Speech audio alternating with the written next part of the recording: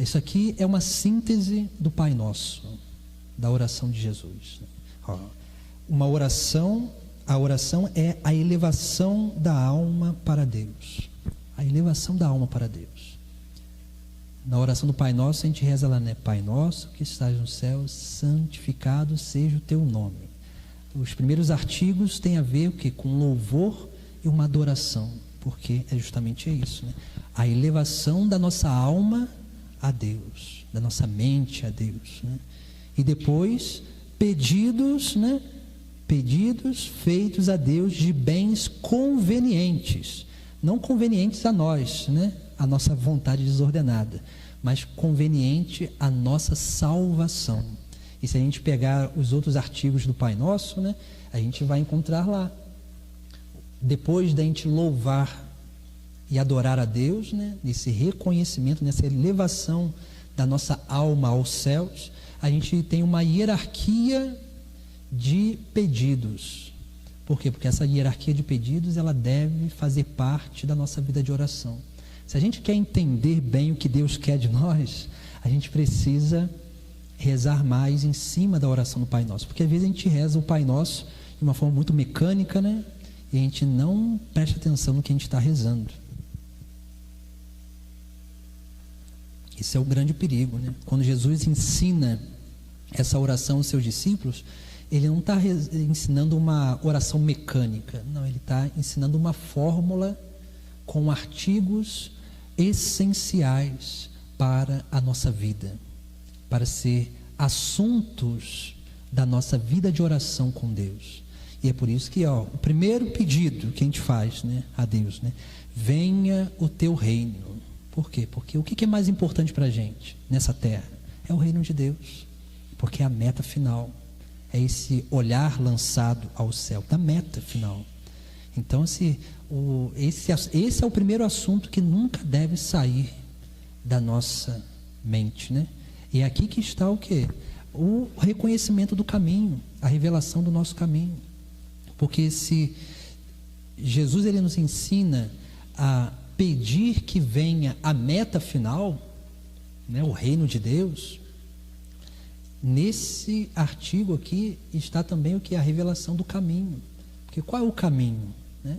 E aí é claro, o caminho é Jesus Cristo, né? Mas esse caminho ele se manifesta de várias formas. Ele se manifesta através da espiritualidade, do carisma de cada um, né? Se manifesta através de uma comunidade, através de uma experiência de vida missionária, ou algum caminho mais concreto, onde nós nos reconhecemos, depois a gente vai falar mais sobre isso, né? Que a gente se reconhece que a gente faz parte daquilo, e que aquilo faz parte de nós, né? É justamente esse venha ao reino, né?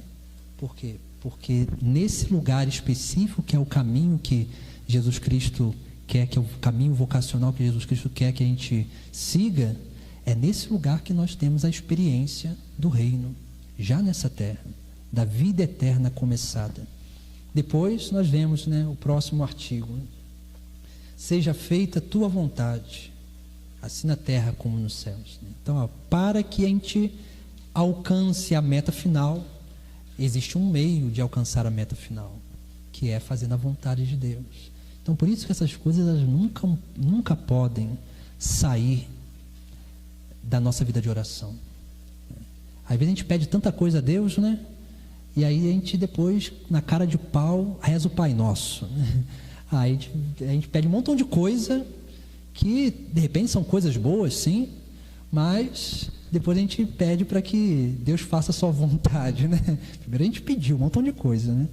Então assim, por que a gente não pede? É claro, Deus ele quer que a gente coloque as nossas necessidades, né? Mas a gente precisa sempre ter essa consciência, né? O que a gente pede, Deus só nos dá quando aquilo vai ser obra de salvação na nossa vida. Enquanto aquilo não vai ser obra de salvação na nossa vida, Deus ele não nos dá, porque ele não quer que a